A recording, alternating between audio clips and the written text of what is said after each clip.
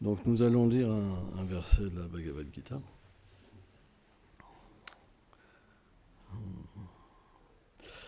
Neuvième chapitre, 26e verset.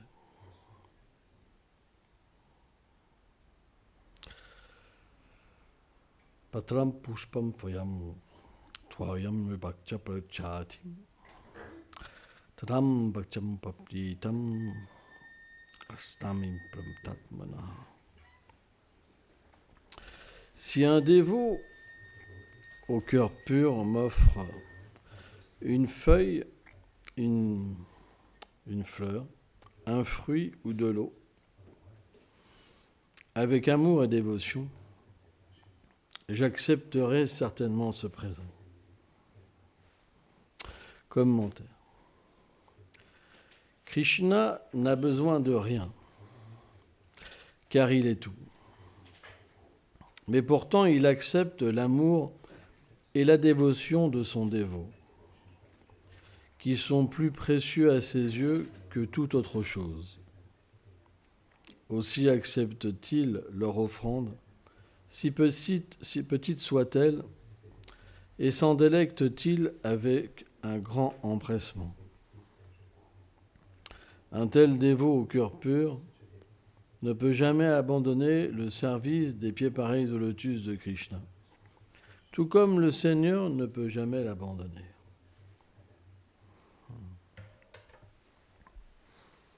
Om Gyanati Milandasya Gyanam Jalam Shalakaya Shakshurum Meditam Jena Taisme Shigula Venama Namam Vishnu Padaya Krishna Prestaya Bhutale Shrimate Bhaktivedanta Swami Niti Namine Namaste Sarasvati Deve Golavani Pracharine Nirveshesha Sunyavadi Prachatya Deshatarine. Je suis désolé, aujourd'hui j'ai la tête qui tourne beaucoup. Le corps, c'est comme un véhicule. Même s'il est endommagé, on doit l'accepter juste pour que le Seigneur nous permette de l'utiliser pour traverser l'océan des souffrances matérielles et de retourner à sa demeure. Donc, Bhaktyamam Bijanati. On peut atteindre le Seigneur que par une seule chose, l'amour pur. Quelle est la définition de l'amour pur? Srila Rupa Goswami explique qu'il doit être dénué de désir matériel. Qu'est-ce que c'est un désir matériel? C'est lié au corps. Ce qu'on appelle, techniquement parlant, l'action intéressée. Après, il doit être dénué du désir également pour la libération. Dans ce monde, la plupart des êtres, ils veulent des biens matériels, ils veulent du bonheur et ils veulent échapper aux souffrances. Si vous regardez, la plupart des religions, ils tendent vers là. Les gens, pourquoi ils prient Dieu? Pour obtenir une condition matérielle supérieure ou pour échapper aux souffrances. Donc ça doit être libéré de ces deux tendances-là. Il faut l'amour. Mais qu'est-ce que c'est l'amour? L'amour, c'est un sentiment qui est expérimenté lorsqu'on rencontre Krishna. C'est un sentiment particulier qui est très rarement expérimenté. Parce qu'on rencontre Krishna que simplement quand on n'a que le seul désir de le satisfaire. C'est la seule motivation. Et en plus, il faut que ça soit constant. Et puisque Krishna réciproque à ce sentiment, il va être nourri par une aspiration qui est liée à l'âme. Krishna m'appartient comme je lui appartiens. C'est très fort. Il y a l'histoire d'un brahmana, Sudama, qui est une très belle histoire. Et Sudama était très pauvre. Pourquoi il était très pauvre ? C'est qu'il avait Krishna comme ami quand il était enfant. Et un jour, par une sorte d'avidité, alors ça c'est lié au divertissement du Seigneur suprême, à l'énergie, l'Ila Shakti du Seigneur, mais il a mangé quelque part comme le déjeuner du Seigneur suprême. Et à cause de ça, il est devenu très pauvre. Tellement pauvre que c'est expliqué que ses vêtements y tombaient en lambeaux. Et il était devenu très maigre avec sa femme, au point qu'il était proche de la mort. Et sa femme était très pieuse. Et elle a dit à Sudama, son mari, « Tu connais l'époux de la déesse de la fortune. »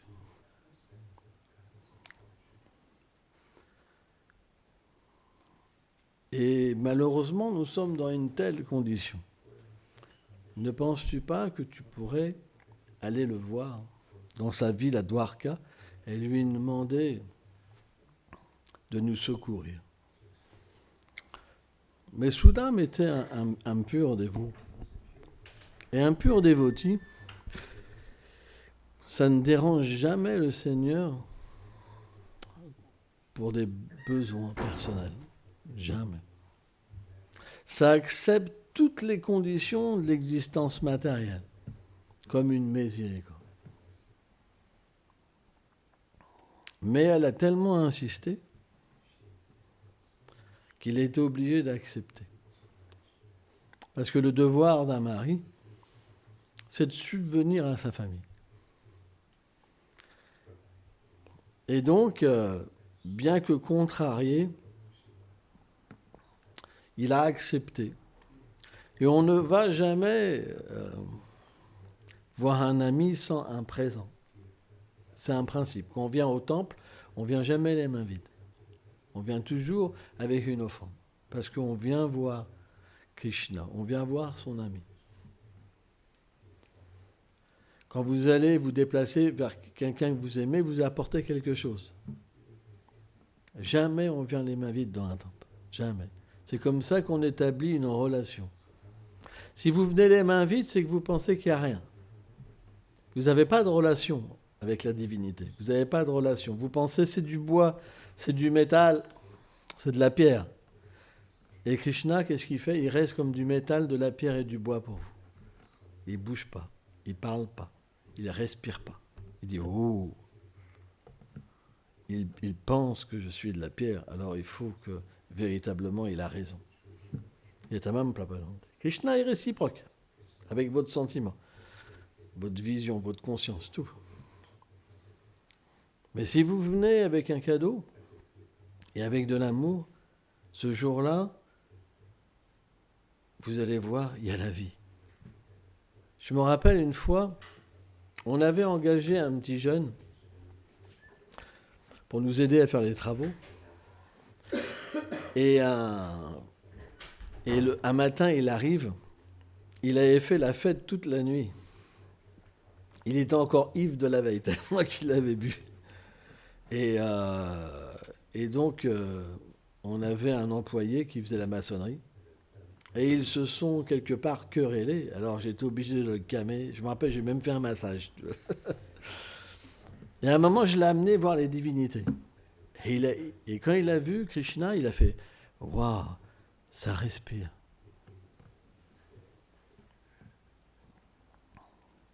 Et donc, si vous venez comme ça avec un cadeau,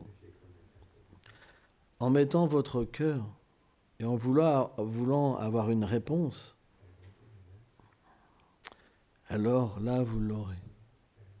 vous regarderez la divinité, et à ce moment-là, vous ressentirez de l'amour, et Krishna vous volera votre cœur. Donc, comme il était très pauvre, il avait juste quelques grains de riz, du riz en lamelles, mais vieux, et de très basse qualité. Donc il prit un petit paquet comme ça, il le mit dans le pli de son dhoti et il est parti. Mais comme c'était un grand dévot du Seigneur, à chaque pas qu'il faisait, Krishna faisait un pas vers lui. C'était une rencontre. Ça veut dire qu'à chaque fois qu'il faisait un pas, à chaque fois il pensait à Krishna, il versait des larmes, son corps tremblait. Et à chaque fois, Krishna se rapprochait de plus en plus de lui. Et la rencontre, elle était tellement forte et puissante. Et à un moment, il arrivait à Dwarka. Et Dwarka, c'est une opulence, quelque chose d'inconcevable. Parce que c'est la cité opulente du Seigneur. Krishna, il a différents aspects. La douceur, et il peut aussi manifester l'opulence. Tout dépend dans quelle sorte de sentiments sont situés ces dévots. À Vrindavan, il n'y a pas d'opulence. Parfois un petit peu. Par exemple, quand Krishna appelait les gopis, c'était quelque chose de très puissant. Quand elles ont entendu la flûte de Krishna, c'était tellement puissant que leur sens, leur âme les a devancées. Elles ont couru après leur vie, en fait. Elles étaient des millions, mais elles ne pouvaient même pas se voir tellement qu'elles étaient focalisées. Elles sont arrivées au même moment, au même endroit, Vanchivat. Et là, elles se sont tous vues, mais elles n'avaient pas d'envie entre elles. Parce qu'il y avait la bhakti, une puissante dévotion. Elles venaient s'offrir au Seigneur suprême. Et là, Krishna a commencé à jouer, à faire voir au monde qu'est-ce que c'était le pur amour. Et il a commencé à donner des arguments. Il a dit, mais que faites-vous au milieu de la nuit? Vous êtes des femmes. En plus, certaines d'entre vous sont mariées. Vous avez pris tellement de risques pour me voir. Il y a tellement d'animaux sauvages. Maintenant, vous m'avez vu, vous pouvez retourner. Et les gopis, au début, elles souriaient. Parce que Krishna, ses paroles ont un double sens. Donc elles pouvaient comprendre différemment. Mais à force qu'il argumente, et qu'il donne un dernier argument, son dernier argument, c'était quoi? Par la Vedi Bhakti, par la pratique du service de dévotion, comme écoutez mon saint nom, chanter mes gloires, adorer ma forme, vous pouvez m'obtenir. Plus que si vous me voyez directement.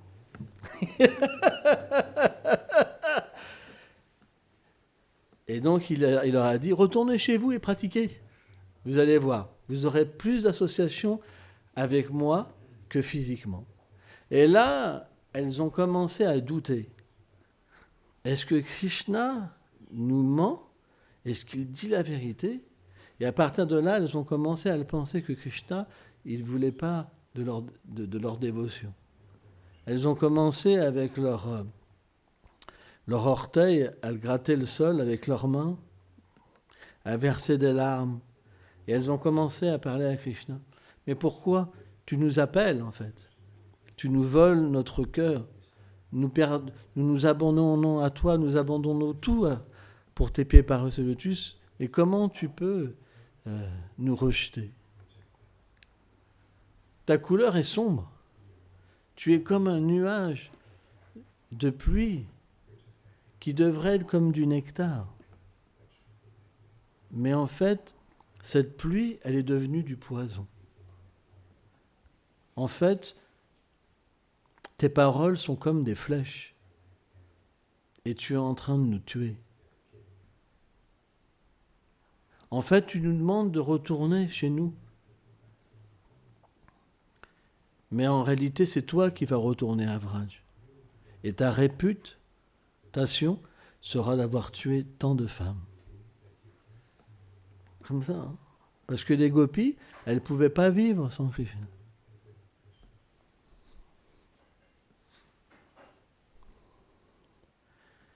Et là, bien sûr, Krishna a obtenu ce qu'il voulait. Glorifier l'amour des gopis. Et quand c'est devenu l'ultime sentiment le plus élevé de la séparation, alors Krishna les a acceptés. Mais les gopis ne sont pas des êtres ordinaires. Ils sont des manifestations de l'énergie du plaisir du Seigneur. Ce n'est pas des femmes matérielles. Leur sentiment est sans limite. Et dans leur forme féminine divine, elles accompagnent toujours le Seigneur pour augmenter ses sentiments d'amour. C'est pourquoi, pour revenir à Sudam, l'histoire de Sudam, ça c'est la douceur à Vraj. À Dwarka, c'est quelque peu différent. Krishna, il est connu comme un prince. Et parfois, il peut montrer une forme à 4 bras du Seigneur Narayan, l'époux de la déesse de la fortune. Donc, Sudam Vipra, il arrivait aux portes du palais. Et il y avait des gardes tellement beaux, tellement forts. Tout est en or, en pierres précieuses. Tous les êtres sont vraiment effulgents, éduqués, etc. Et lui, il avait un pagne tout, pas sale, mais très vieux. Vous savez, en Inde, on dit une tache propre. On a des vêtements qui sont tachés, mais ils sont propres. Parce qu'il n'y a pas d'opulence. Les gens sont pauvres, mais ils sont propres. Mais il y a des taches sur les vêtements. C'est des taches propres. Où le vêtement, il peut avoir des trous, mais il est propre. Alors que nous, en Occident, on va porter des vêtements pendant une semaine. Ça pue pas parce qu'on met du parfum, mais c'est des vêtements sales qui ont l'air neufs. Mais en Occident, les gens sont propres. Ils se lavent 3 fois par jour, par exemple. Ils ont des vêtements propres tous les jours, mais ça paraît usé. Vous comprenez ? Et donc, naturellement, quand les gardes, ils ont vu ce mendiant qui était avec un bâton, il a demandé à voir le prince de Vraj. Ils n'ont pas refusé parce que c'est des dévots du Seigneur. Mais quand Sudam, il a vu cette opulence, il a dit « Jamais Krishna va accepter de me voir. Je suis tellement déchu, pauvre. » Et donc le garde est parti. Donc il a demandé qui je dois dire, Sudam. Sudam Vipra. Donc il est parti.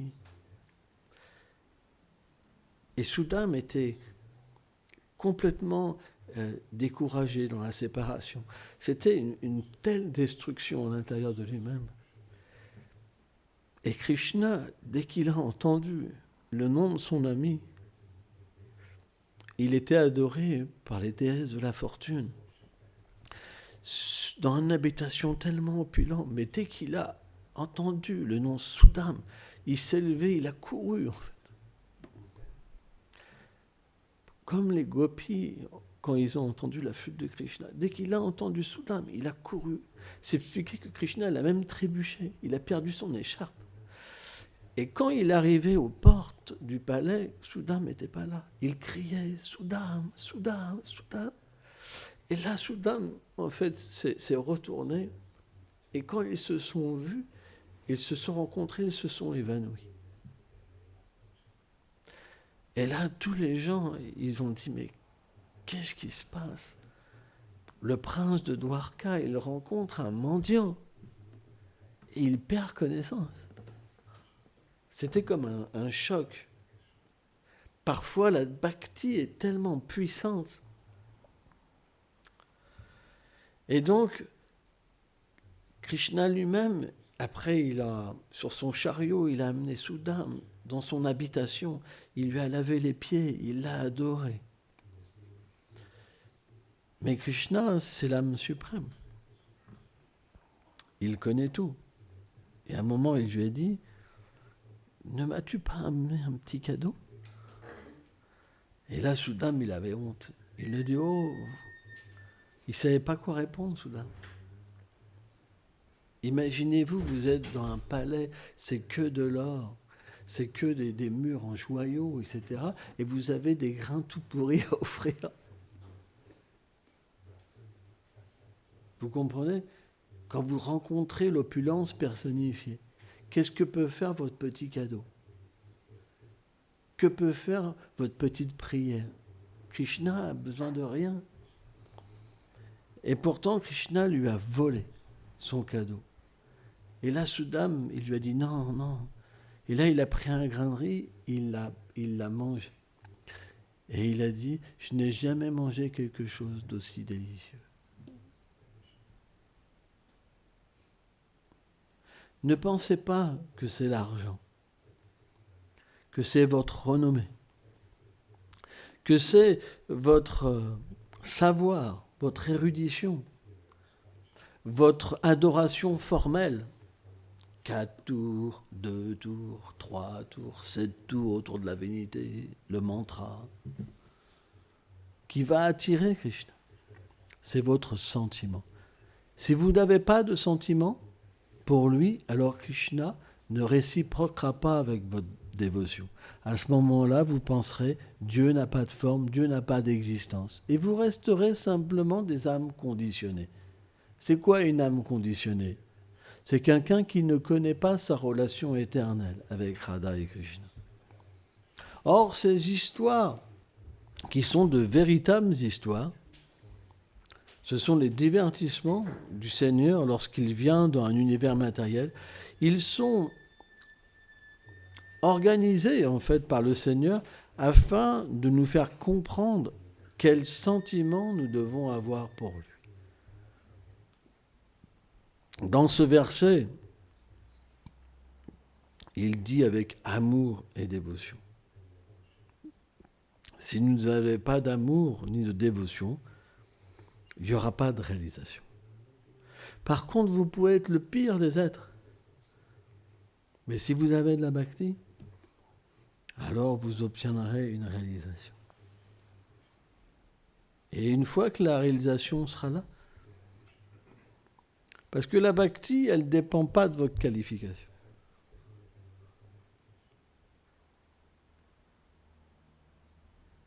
Vous pouvez être le pire, mais vous pouvez, dans un moment très profond, vous abandonner.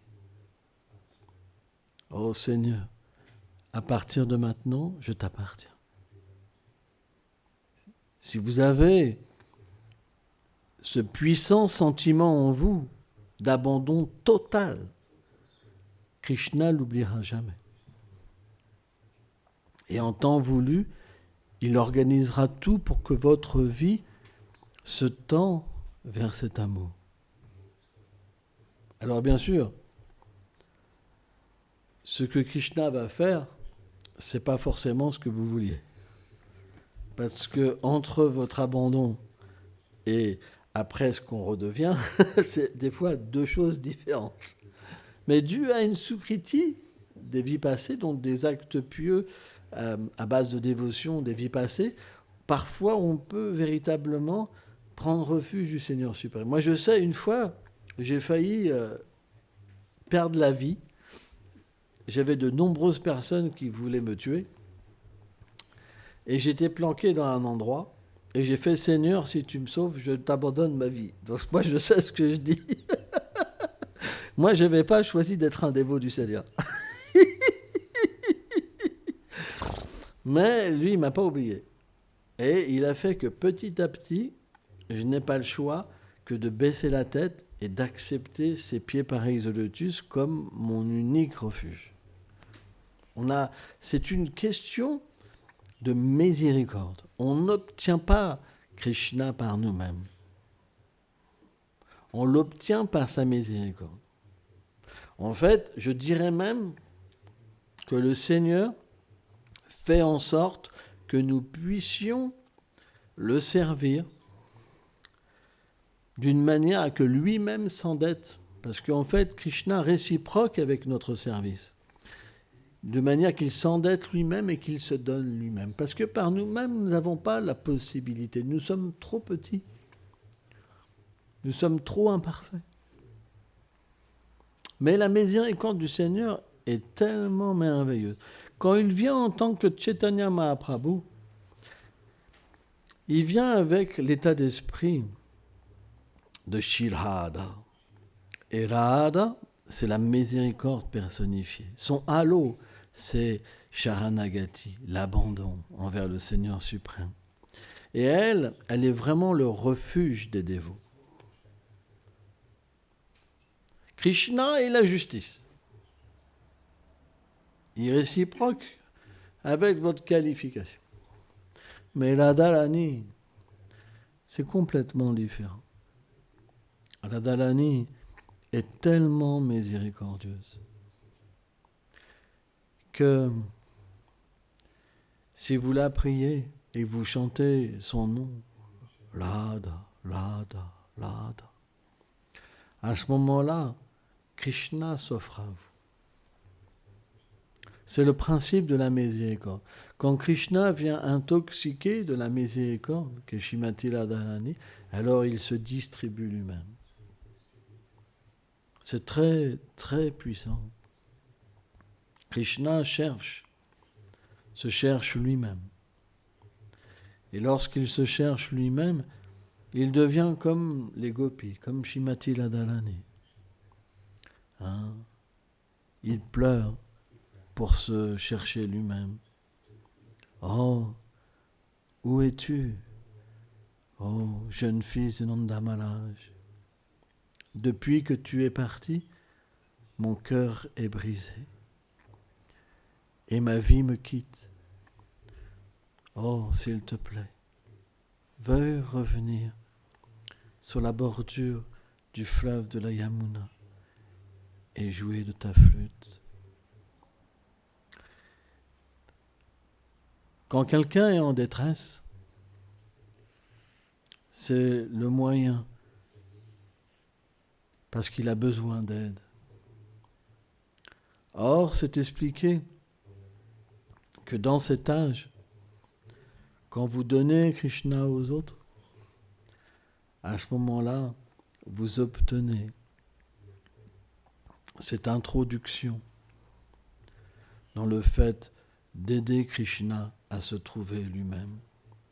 En fait, la prédication, le fait d'aider les autres, et ce sentiment très particulier que le Seigneur se cherche lui-même est très lié. C'est pourquoi les grands acharyas, comme Srila Bhaktivedanta Swami Prabhupada, quand ils ont vu que les dévots occidentaux n'étaient pas qualifiés pour faire le bhajan, ils ont créé ce dynamisme de miséricorde, de distribuer des livres, de distribuer le Saint-Nom, de distribuer le Bhagavad Prasad, la nourriture offerte à Krishna. Parce qu'en donnant Krishna, vous obtenez en fait, ça c'est le sentiment des gopis de donner Krishna. Elles cherchent Krishna, elles donnent Krishna en même temps. Parce que leur bhava, leur sentiment est très puissant. Quand elles cherchent Krishna, elles le distribuent.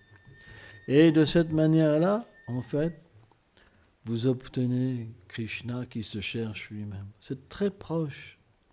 C'est pourquoi on ne saurait accepter le service de dévotion sans comprendre la profondeur des sentiments qui y habitent. Or, dans un premier temps, bien sûr, c'est très difficile de comprendre ces choses internes. Mais si nous servons un maître spirituel authentique, Tadvidi Paripasana, qui a eu la réalisation de Krishna, pas qui parle de Krishna, Il a eu la réalisation de Krishna. Il a vu Krishna. Donc ça ne sert pas à grand-chose. Ça sert, bien sûr, mais on ne pourra pas faire l'expérience de Krishna. Si on sert un maître spirituel authentique et qu'on suit ses instructions, alors, graduellement, on va pouvoir comprendre ce que nous faisons. Je vais prendre un exemple. Au début, on imagine ça c'est une fleur. Au début, on offre une fleur à Krishna avec notre sentiment matériel. Mais si on offre une fleur à Krishna avec la miséricorde des Vaishnavas, à ce moment-là, notre sentiment éternel va se manifester. Et lorsqu'on va offrir cette fleur, ça va nous amener sur un plan de la réalisation spirituelle. Donc on ne devrait jamais se décourager. Ce que nous faisons dans un premier temps nous amènera un jour à réaliser notre position constitutionnelle. Merci beaucoup. Ça va être l'article.